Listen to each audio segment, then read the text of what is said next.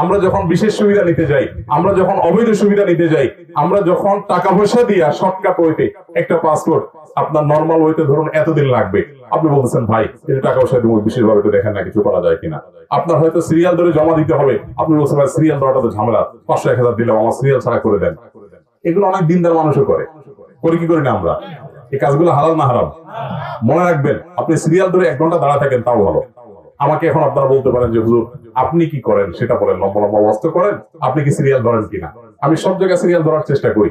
এয়ারপোর্টে ঢোকার সময় যখন সিরিয়াল ধরি, কিছু লোকজন চলে আসেন নিরাপত্তা রক্ষীরা, ওনারা বলছেন যে ভাই আপনি সিরিয়াল ছাড়া যাবেন। আমরা কেন সিরিয়াল ছাড়া যাবো ভাই? আমি কয়েকবার জিজ্ঞেস করছি, তো বললো যে আপনার নিরাপত্তার জন্য আপনি শুধু না, এই টাইপের আমাদের দায়িত্ব একটা ফোর্স আছে আমাদের খেয়াল করি আমরা কারা কারা আছেন যাদের বাহিরে বেশি সময় দাঁড়ায় থাকলে পাবলিকের মধ্যে কোনো সমস্যা হতে পারে, ঝামেলা হতে পারে, নিরাপত্তা না হোক, উটকো যে হ্যাসেল হবে, ভিড় হবে, আমাদের অসুবিধা তৈরি